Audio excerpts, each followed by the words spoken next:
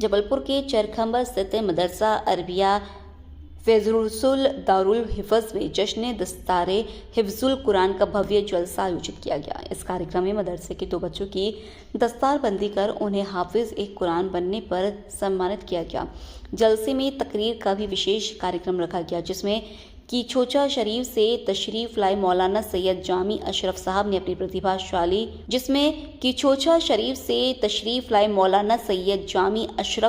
अपनी प्रभावशाली तकरीर पेश करते हुए कुरान की तालीम और अखलाक पर रोशनी डाली। कार्यक्रम की सदारत सैयद फ़हीम अशरफ साहब ने की। वहीं खिताबत मुफ्ती मोहम्मद अमजद और मौलाना मोइनुद्दीन अशरफी ने की और बच्चों को दीनी तालीम की अहमियत बताई। स्टेज पर शहर और बाहर से आए उलेमा एक किराम की मौजूदगी ने जलसे की रौनक बढ़ा दी। बड़ी संख्या में लोगों ने शिरकत कर बच्चों की हौसला अफजाई की। कार्यक्रम अमन, तालीम और दीनी संस्कारों के पैगाम के साथ संपन्न हुआ। जबलपुर से वाजिद खान की रिपोर्ट।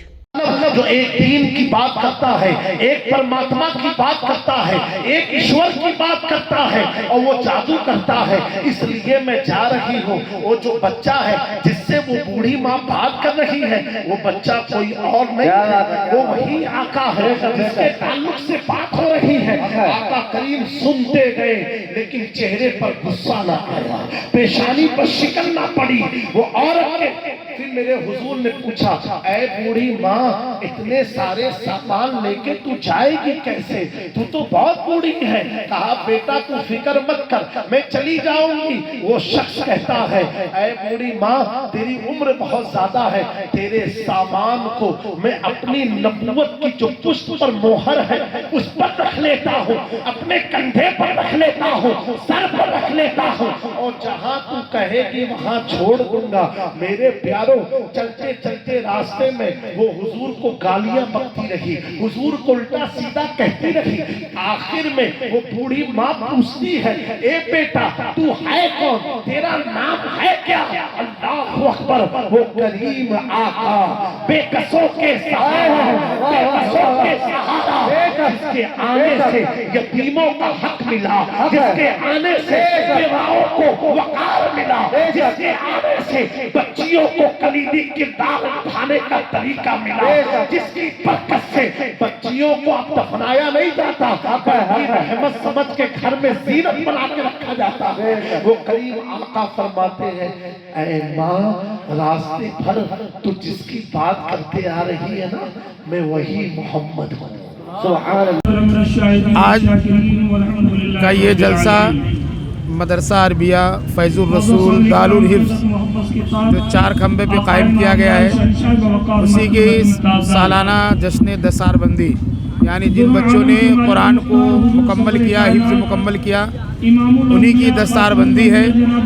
और इस दस्तारबंदी के जलसे में कीछोचा मुक़द्दसा से तशरीफ़ लाए पीर तरीक़त हज़रत अल्लामा सैयद मोहम्मद फ़हीम अशरफ साहब क़िबला अशरफ़ी और ख़िताब फरमाने के लिए मुक़र्रिर शोला बार हज़रत अल्लामा सैयद मोहम्मद जामी अशरफ साहब क़िबला अशरफ़ी कीछोचवी की तशरीफ़ आवरी हुई है और दीगर शोराए किराम और दीगर उलमाए किराम भी यहाँ तशरीफ़ लाए हैं।